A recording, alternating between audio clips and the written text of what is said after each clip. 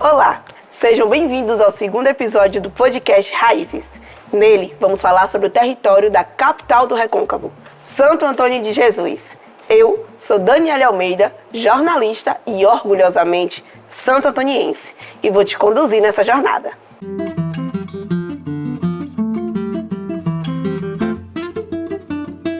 Para todo mundo que for escutar, eu sou uma mulher negra, de cabelos black, na altura dos ombros, e estou usando um conjunto na cor marrom em crochê.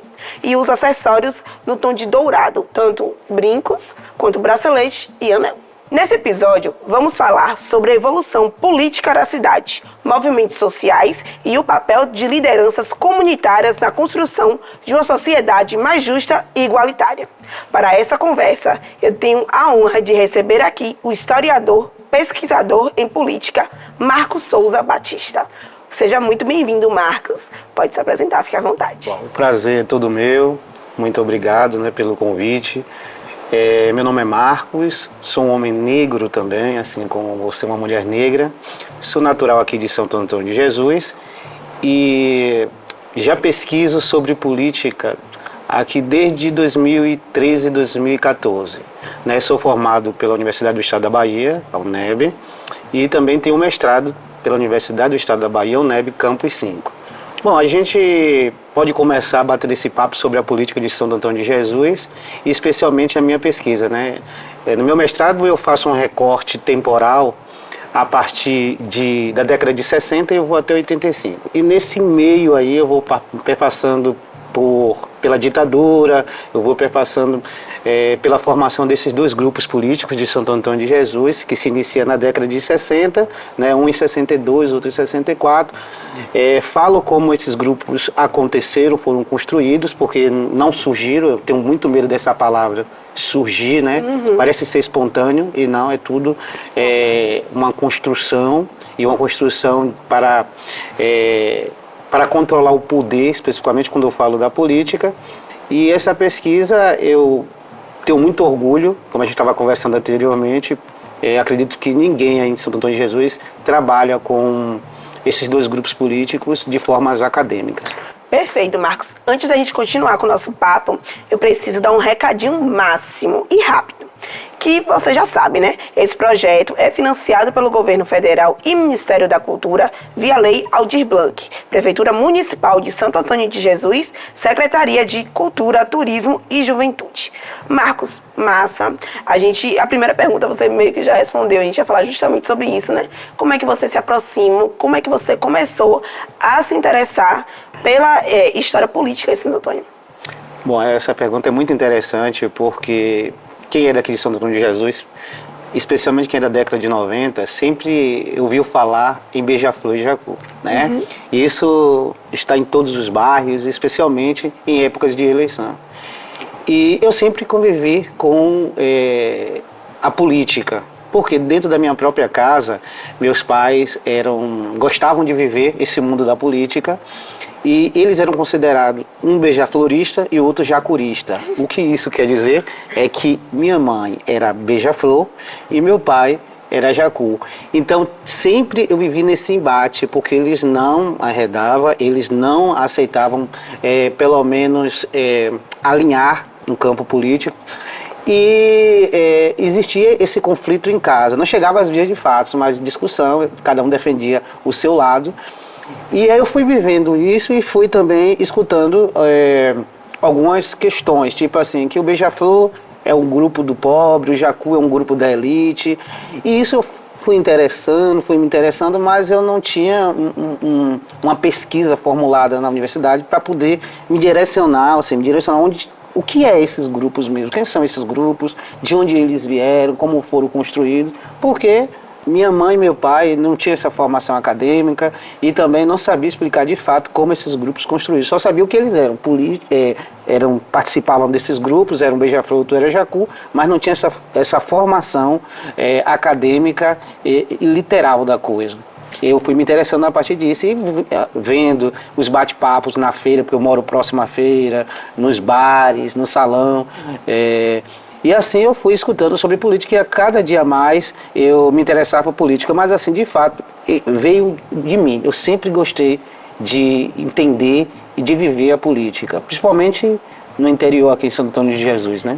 Jacu e Beija-Flor parece época de Bavi, né? Pra quem não conhece, parece que você estava em casa com o seu pai torcendo pro Bahia, sua mãe torcendo pro Vitória. Isso mesmo.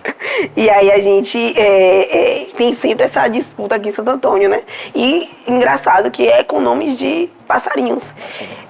Mas agora a gente vai continuar aqui falando de Santo Antônio. Eu queria que você falasse sobre quais os principais movimentos sociais que marcam a história do município. Bom, sobre movimentos sociais, e aí eu vou atrelar muito a política, né? Quando eu fui pesquisando sobre os movimentos sociais, dentro de minha pesquisa eu nunca aflorou esses movimentos sociais de grande repercussão.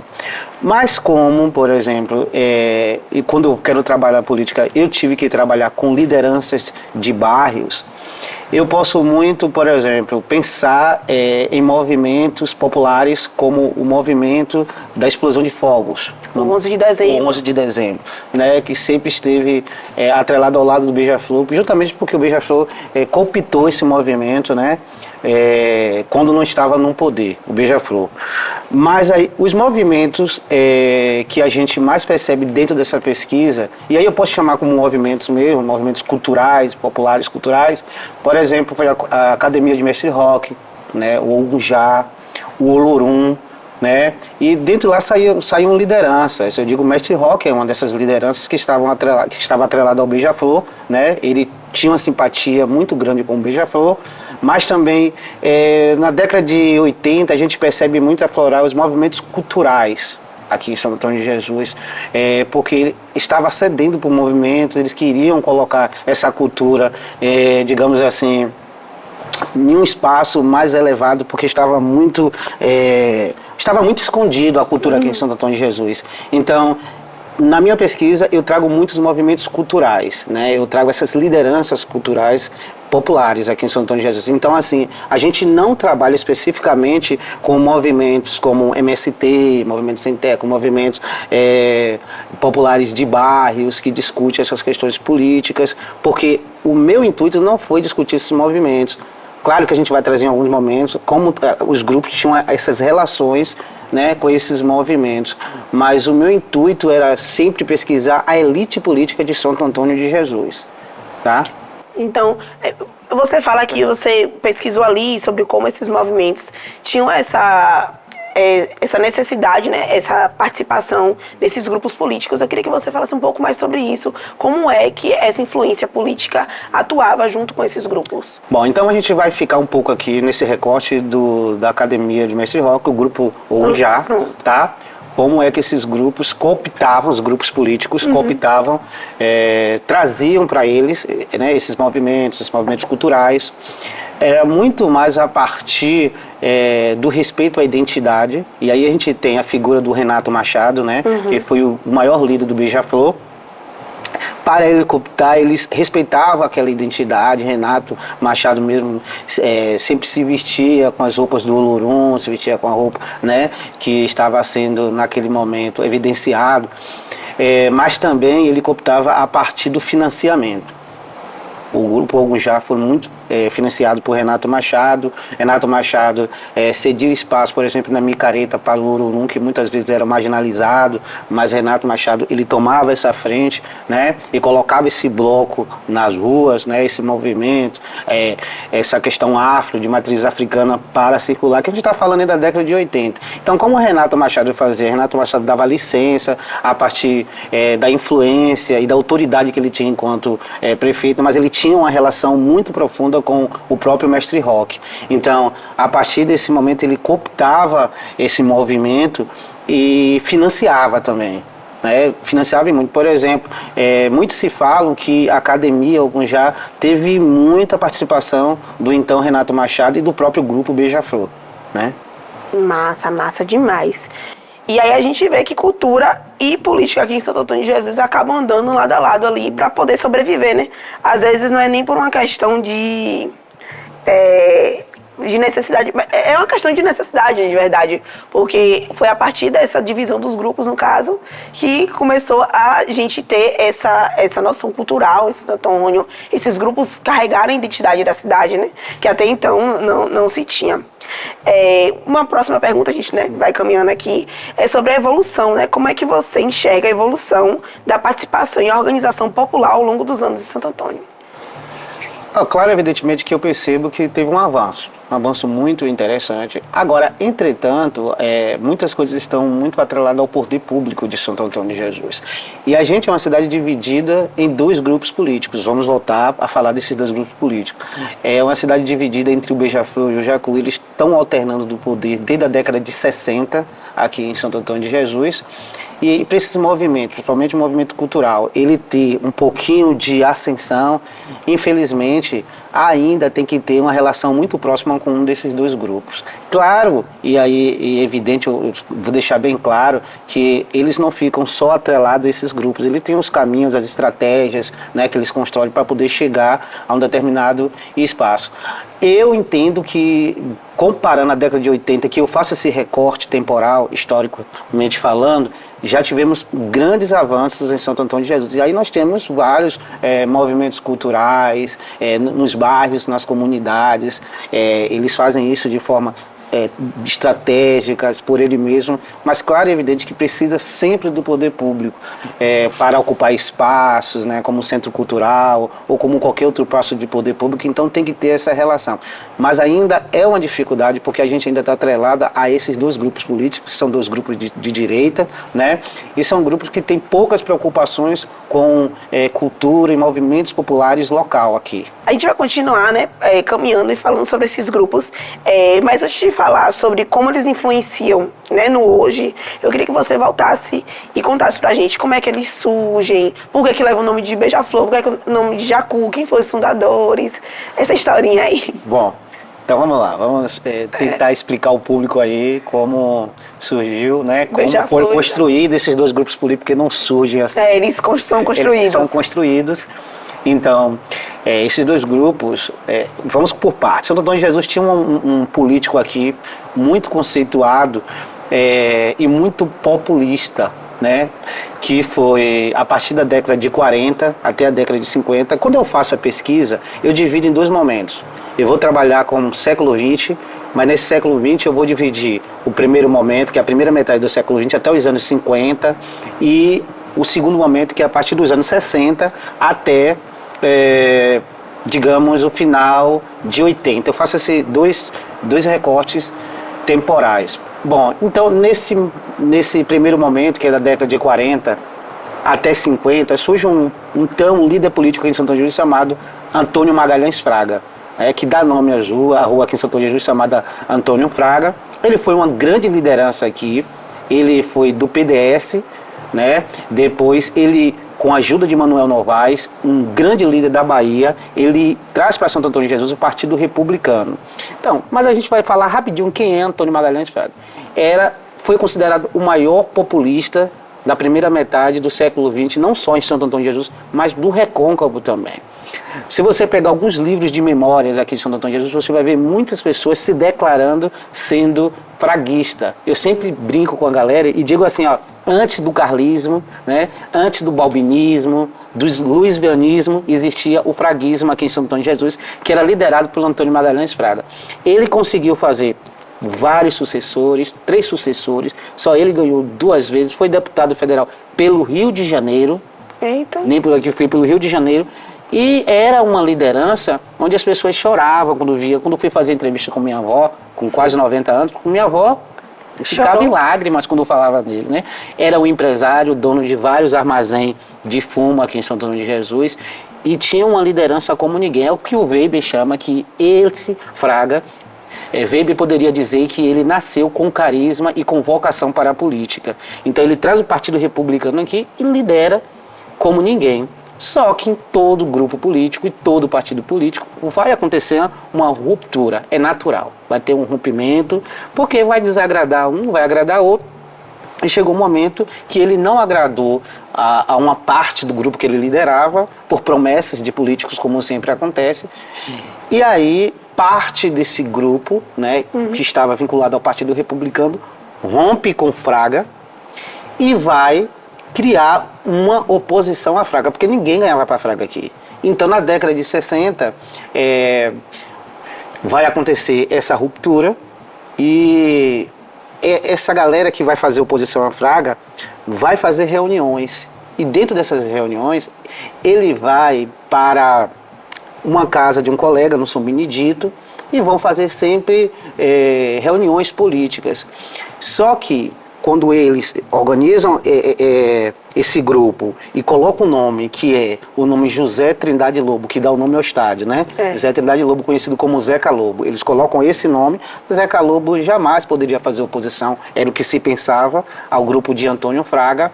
Só que ele começou a crescer, né, pela UDN aqui em Santo Jesus, começou a crescer, foi crescendo, e em Fraga chamava ele de o candidato Tabarel, né?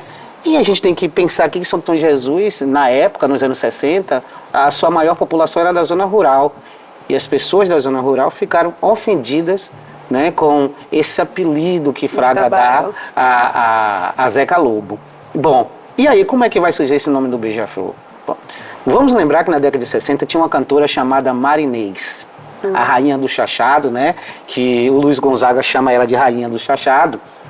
E ela cantava uma música intitulada Meu Beija-Flor, que é assim: meu beija-flor, se eu beijei, beijei, beijei, meu beija-flor, se eu beijei, tornei beijar. Bom, então essa música era como se fosse a música do sucesso. Qual é a música do sucesso hoje? A de Ivete Sangalo, né? Aquela, o verão bate na minha porta. então essa era a música que estava fazendo sucesso naquele momento.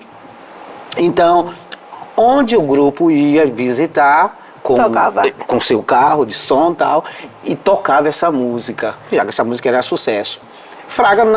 E o grupo de Fraga não percebeu isso.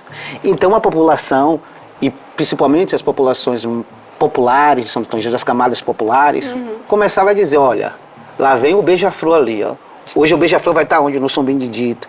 E o Beija-Flor, inteligentemente, vai cooptar, trazer para eles essa música que se torna um símbolo, né, no Meu Beija-Flor. Então eu brinco sempre, ó, o Beija-Flor não foi criado do grupo, foi a população que deu esse nome ao grupo, e o grupo, claro, evidentemente cooptou, trouxe para eles essa música. Era interessante. E virou a marca do Beija-Flor, a música, né? E o Jacu, então a gente percebe que o Beija-Flor é dissidência de Fraga, né, um rompimento com Fraga, e o Jacu é uma dissidência do Beija-Flor. Ou seja, o Beija-Flor ganha as eleições para Fraga, jamais ninguém imaginaria isso. Zeca Lobo se torna o primeiro prefeito, o Tabarel se torna prefeito de Santo Antônio de Jesus. O Beija-Flor praticamente apaga Fraga. Fraga vai entrando numa tristeza profunda, né, porque pede as eleições, ele não acreditava nisso, porque o cara era super poderoso politicamente falando aqui em Santo Antônio de Jesus. Então, ele foi entrando num momento muito de tristeza mesmo. Parte do grupo o abandonou, o grupo dele abandonou. Foi para o Beija-Flor, que o Beija-Flor estava em alta naquele momento. Só que o Beija-Flor também não ia agradar todo mundo, né? E Zeca Lobo, com sua nova forma de fazer política, vai desagradar parte do grupo naquele momento. E um dos que ele vai desagradar é o então Faustino de Almeida Cunha, né, que já foi o primeiro vice-prefeito de Santo Antônio de Jesus. Faustino vai sair e junto com ele... Está vivo até hoje. Que está vivo até hoje. Faustino rompe junto com algumas lideranças políticas e deixa o então Zeca Lobo com o Beija-Flor lá. Bom, e como é que se dá o nome do Jacu? Aí é que é interessante. Também na Praça do São Benedito tinha um sobrado, naquele momento, na década de 60, de um então médico. Era uma casa das elites aqui em Santo Antônio, de uma das elites de Santo Antônio de Jesus, e a casa era tão grande naquele momento e tão expansosa, parecia até um sítio dentro da cidade, no São Benedito. E aí era uma espécie de zoológico, tinham vários animais, né? E dentre esses animais tinha um casal de jacu. E esse jacu, eles circulavam pelo São Benedito, pela Praça do São Benedito, porque jacu é uma ave meio que selvagem, né? E esse casal foi domesticado. Bom, toda vez que esse grupo que rompeu com o Beija-Flor ia para essa casa, eles apareciam. a população dizia, olha, lá vai a Jacuzada se reunir contra o Beija-Flor. Que legal. Porque eles associavam esse grupo que rompeu com o Beija-Flor ao Jacu, porque eles estavam na casa desse casal de Jacus. Mas, claro, evidentemente, que o nome Jacu já existia, né? Em vários lugares aqui da Bahia e do Brasil. A diferença é que o Jacu, em qualquer lugar, se não for de Santo Antônio de Jesus, é o Jacu perdedor. Toda vez que você perde uma eleição para um outro grupo, você é chamado de Jacu. Entendeu? É o sinônimo do perdedor. E aqui não. A diferença é que Jacu, aqui, independente se ganha ou não, virou um símbolo, virou um nome de um grupo político, um nome de um grupo político forte. É a partir daí que vai surgir. Quando foi que o Beija-Flor surgiu? Em 1962, quando ganha as eleições para Antônio Fraga. E quando é que o grupo Jacu vai surgir? Ele vai surgir em 63, mas vai competir já a partir de 64, em plena ditadura militar aqui. E só lembrando para quem não sabe, esses grupos, até o recorte temporal que eu fiz foi em 88, que eu pego em 60 até 88, esses dois grupos eram grupos de direita. É um grupo que apoiou a ditadura militar, apoiou o carlismo. Os dois grupos, né? Sempre foram de direitas e até hoje são grupos de direitos. É isso. Eu trago essa história, né? Eu peço para Marcos trazer essa história para a gente entender como é que hoje é essa configuração política em Santo Antônio. E aí eu te pergunto, você acredita que, acho que já foi respondido aqui, que há uma influência dessa separação e dessa forma de fazer política ainda hoje desses grupos? E da população também, né, nesse comportamento? É muito lógico, é muito óbvio. Por exemplo, o Beija-Flor, essa pergunta é interessante porque muitas pessoas me perguntam, ainda o Beija-Flor tem influência? Ainda o Jacu tem influência? Eu vou só recapitular a memória de vocês, não sei se vocês viram na eleição. Nessa eleição aqui, o Beija-Flor, o que eu acho interessante, né? Aí tem gente que fala, é um atraso, ou é outra discussão que a gente pode fazer. Mas, por exemplo, quem não viu, na última caminhada do grupo Beija-Flor, um Beija-Flor imenso, como se fosse até uma escola de samba. Em cima de um carro. Aquilo foi uma coisa assim, que diz assim, não, a gente não vai deixar de ser Beija-Flor, a gente não vai largar esse símbolo de lado. O Jacu não trouxe com eles, por exemplo, um Jacu grande como o Beija-Flor, mas a bandeira do Jacu, as cores do Jacu, representa que eles não morreram, que eles estão aí, que estão fazendo embate, porque, digo que sua pergunta é interessante, porque para qualquer partido político que quiser governar Santo Antônio de Jesus, vai ter que negociar com um desses dois grupos políticos. É muito interessante, porque assim, não adianta, seja o PT, seja o PL, seja o PSDB, quiser governar Santo Antônio de Jesus, se não negociar com um desses dois grupos, eles não vão conseguir ganhar. Aqui primeiro é o grupo, para depois ser um partido.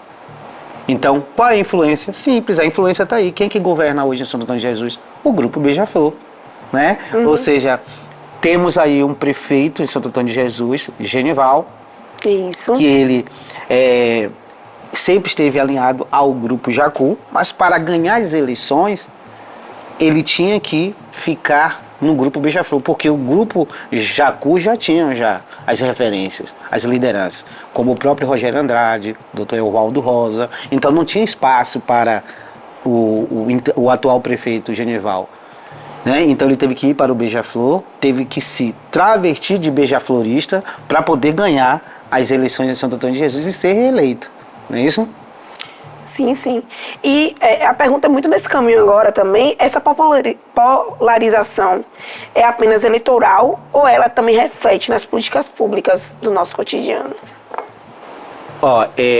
Hoje eu acredito que nunca deixa de interferir em políticas públicas, eu acho que nunca deixa, né? Mas já foi bem pior. Se você voltar para os anos 80, meados dos anos 90, aqui em Santo Antônio de Jesus tinha uma separação que parecia que a gente estava na África do Sul, era uma segregação, não de raças, mas de eleitores. Você é do grupo Beija-Flor, você é do grupo Jacu, nós estamos em caminhos diferentes, né? Então, isso influenciava muito nas criações de políticas públicas, né, a partir da década de 80 e da década de 90. Hoje eu te digo, assim, sem sombra de dúvida, que é bem mais eleitoral. É bem mais eleitoral. Porque, querendo ou não, eles entenderam, e não é só em Santo Antônio de Jesus, mas em qualquer lugar no Brasil, que não se faz política para só um grupo, ou para só um tipo de eleitor, né? Tem que ser de forma universal. Mas não quer dizer que não vai acontecer eles formularem políticas públicas que possam agradar principalmente seu eleitorado. Mas isso não é o principal. Isso não é o principal. Hoje eu não percebo isso, essa influência, como você me perguntou, nessas criações de políticas públicas. Hoje não, mas na década de 80, 70, 80 e 90 isso era muito nítido. Que vou criar políticas, leis que favoreçam a quem está caminhando comigo. Entendeu? Entendi. Maravilha. Agora, mudando um pouco aqui a rota, o nosso município tem diversas comunidades ativas, né? Desde movimentos de bairro até grupos voltados para a cultura e direitos humanos. Como as lideranças comunitárias têm contribuído para transformar nossa cidade? As lideranças comunitárias têm contribuído, por exemplo, na perspectiva das reivindicações. Hoje nós temos uma sociedade mais esclarecida, que mais reivindica, né, e que querem participar da política, né, lideranças de bairros querem participar da política e a partir, né, das ferramentas de estratégia e do mecanismo do poder público, eu digo, como enquanto vereador, né, vai acontecendo transformações. Então, assim, como eu vou repetir, como eu gosto de falar de política e trabalho com política, eu acredito que é a partir do campo político, que é a partir das disputas políticas e da chegada no poder político, que as comunidades, elas conseguem ter algumas transformações ou transformações em si, né? Então, para mim, essas lideranças comunitárias, elas hoje ela tem uma perspectiva de pensamento diferente, né, de lutar, de reivindicação, mas elas entendem que essas mudanças só vão acontecer a partir de participação política. É assim que eu percebo, né? Eu não percebo que isoladamente vão conseguir construções positivas, não só em sua comunidade, mas de modo geral em Santo Antônio de Jesus, por exemplo. E a gente observa esses movimentos nas últimas campanhas, né? Que mais líderes como esse têm assumido aquele papel de se lançarem como vereadores, como nomes para deputados, enfim, deputadas. E aí eu te pergunto, qual você acha que é o maior desafio para essas lideranças nesse sentido? Bom, então vou sair um pouco de Santo Antônio de Jesus, eu vou tentar explicar a nível nacional. A gente sabe que democraticamente essas eleições não são, seja em qualquer lugar, seja tanto para a prefeitura, como para presidente, governador, entre outras esferas e outros níveis, a política não é democrática. Então, os obstáculos como conseguir, por exemplo, ganhar as eleições enquanto vereador. Vamos pensar aqui, porque são muitos recursos, né, financeiramente. Então, você disputar com um dono de mercado, como você disputar com um dono de rede de hotel ou qualquer empresário, não é fácil. Então, por exemplo, a gente não percebe que a coisa é democrática, não é democratizada, né? Principalmente para partidos pequenos, partidos nanicos e para pessoas que não têm, né, não teve a sorte de nascer economicamente favorecida. Então, para mim, um dos maiores obstáculos é disputar nesse campo político quando você não está, digamos assim, favorecido economicamente, né? Então a gente pode perceber quem está na nossa Câmara de Vereadores. São ricos, mas não vou dizer que são ricos, não, mas quem financiou? Quem apadrinhou, né? Quem apadrinhou? E a partir disso, o que eles vão fazer dentro das câmaras de vereadores? Não só aqui, mas em qualquer do Brasil. Eles vão querer agradar a quem? Eles vão querer fazer políticas sérias para quem? Essa, para mim, é uma das maiores dificuldades. Como você entrar nesse cenário, que não é fácil. Porque, ainda repito, a gente não vive em um espaço democrático, não só nas questões sociais, mas principalmente nas questões políticas. É muito difícil você ganhar as eleições para o dono do dinheiro, né? O dono do poder. Com certeza. A gente tem um movimento muito importante, né, aqui na cidade, que é o movimento 11 de dezembro, você já falou até, e que faz referência às vítimas do acidente de fogos de artifícios que vitimou 60 pessoas em 1998. Na comunidade, e a maior parte das pessoas era da comunidade do Montum ali, bairro Irmã Dulce. O que podemos aprender com esse movimento para fortalecer a participação social em outras regiões da cidade? Eu acho que o que a gente deve aprender é não deixar que apaguem essas memórias. Porque, não sei se vocês percebem, mas de uma certa forma a própria sociedade santo-antoniense, a elite e a política, e de certa forma até o poder judiciário, quando é omisso, tenta apagar essa memória.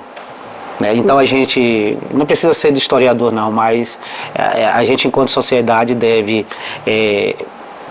voltar ao passado, tentar entender de fato, buscar essa memória que estão querendo apagar, para a gente não é que vai repetir, porque o passado não se repete. Essa coisa é absurda dizer que o passado se repete. O passado não vai se repetir porque a história não é cíclica, a história é linear. Mas o que faz entender é que, olha, se ligue que eles estão querendo apagar essa memória. Mesmo que essa memória seja traumática, principalmente para aqueles que viveram e que vivem essa dor, a gente não pode deixar que apague. E a partir desse momento que a gente não está deixando que apague, a gente vai ter que discutir e a gente não vai fazer com que outras famílias, outros acontecimentos, fiquem impunes.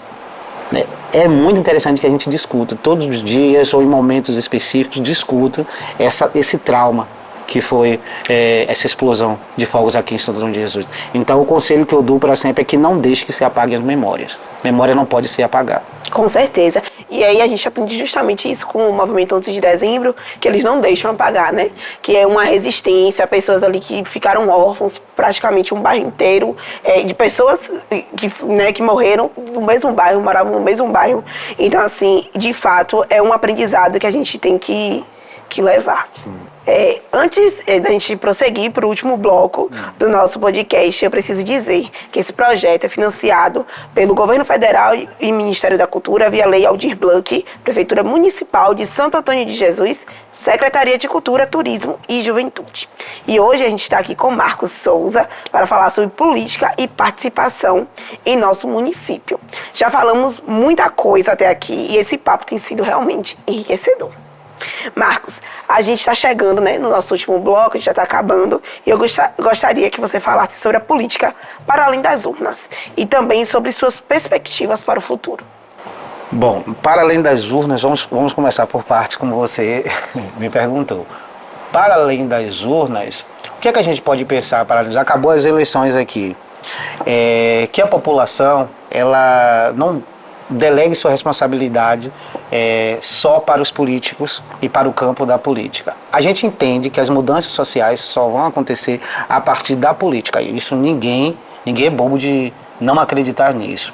Mas o que é que está acontecendo muito é que a gente está delegando essa responsabilidade para os meios de comunicação, para a mídia, mas a gente não está querendo modificar questões muito sensíveis da nossa sociedade. A gente delega. O que é que acontece? A gente foi para as urnas, voltamos, e depois a gente fez não. Esse só é o nosso único papel. E não é. A gente sabe que esse não é o único papel. A gente tem que reivindicar, a gente tem que cobrar, a gente tem que se unir. E principalmente nós que somos das camadas populares. A gente precisa não acreditar que só o nosso voto vai modificar. E a gente sabe que não. Historicamente e no presente, a gente sabe que isso não acontece. São reivindicações, a gente tem que brigar por essas mudanças e não acreditar que só chegar lá no dia das urnas a gente vai mudar, porque não vai mudar. Bom, aí a outra pergunta seria? Como sobre as suas perspectivas para o futuro? Sim. Eu digo a você que eu estou com um pouco de receio, até medo. Porque o que a gente percebe é que não só o Brasil, mas o mundo está polarizado. né? A gente vê o que o Donald Trump está fazendo agora, né? É humilhante o que ele fez com os imigrantes que estavam nos Estados Unidos. Taxações. As taxações agora, muito bem lembrado, mas principalmente as questões humanas. Sim. Né? Ali a gente não percebe as questões humanas sendo evidenciadas. Parece até que o cara é desumano quando ele faz com que os imigrantes voltem para suas terras daquela forma tão cruel, né? Algemados, largados. O avião mesmo, eu li um documentário que o avião que levou os imigrantes era uma coisa horrível, calor, sem ar-condicionado, as pessoas sofrendo. A gente remete até a história do Brasil, né? A questão do navio negreiro, né? Desumanizar, porque eles não precisam de humanização. Então, eu tenho muita preocupação com essa questão da polaridade. Aqui no Brasil percebemos, né, como foi triste as eleições de 2018 e também essa última eleição que então o presidente Luiz Inácio Lula ganhou. A polaridade, né, e que se criam rivalidades na própria família. E política não é isso, não. Eu posso defender minhas ideologias, eu posso defender o meu campo de pensamento, mas eu não tenho que desumanizar o outro, porque o outro está do outro lado. Pensa diferente. Isso, porque pensa diferente. De um lugar diferente. De ver um lugar diferente. Política não se faz assim. Infelizmente, nós estamos caminhando para esse processo, né? Esse processo de separação, porque você volta no outro, para mim você é rival, você é meu adversário, mas adversário de guerra e não adversário político, né? E você desumaniza quando você entra nessa perspectiva, quando você entra nesse jogo que aqueles que sempre dominaram, aqueles que sempre esteve no poder, estão insistindo em fazer, porque quem está querendo fazer essa separação é quem sempre esteve no poder, mas aí percebe-se essa ascensão, né, de pessoas negras, ascensão de pessoas dos movimentos, e para eles, que sempre esteve no poder, isso é uma ofensa. E como é uma ofensa, me ofende, pode a qualquer momento me tirar desse lugar que é o lugar do poder, a gente vai começar a criar estratégias, criar um jogo para poder não deixar que essa turma que está chegando lá, o preto, as mulheres negras, os homens negros, a comunidade LGBTQIA+, que estão querendo chegar nesse espaço de poder, a gente vai criar estratégias, a gente vai criar muros para que eles não cheguem. E aí minha preocupação é essa. E falando desses espaços, né, de participação política, social, ainda é muito pouco aproveitado, né? Então, como a gente pode tornar eles mais acessíveis para a população? Isso é fazendo política, mas política de base, política comunitária.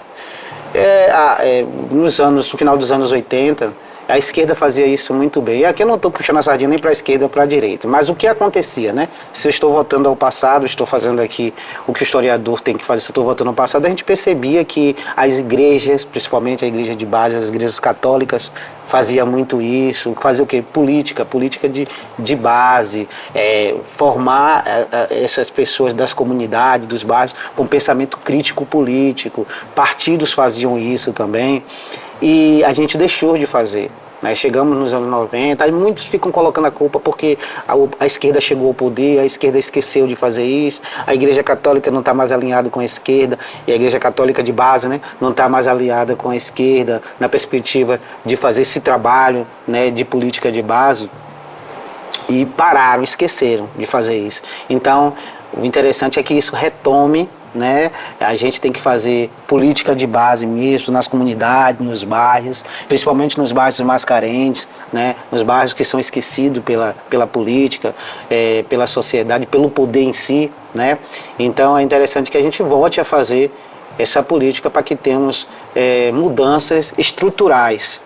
Né, porque você chegando ao poder, né, o poder político, você vai criar leis, você vai criar políticas públicas que modifiquem aquela estrutura que ali está estabelecida por anos, entendeu? Então depende muito que a gente conscientize essa galera, vá às comunidades, vá aos bairros, fazer política, mas não fazer esse tipo de política que Donald Trump está querendo fazer, que nem o outro presidente que esteve no poder aqui no Brasil fez, de separação. Não, é conscientização, dizer, você tem que ocupar esse espaço de poder também é seu, mas para isso a gente tem que ter uma formação, uma alfabetização política, né?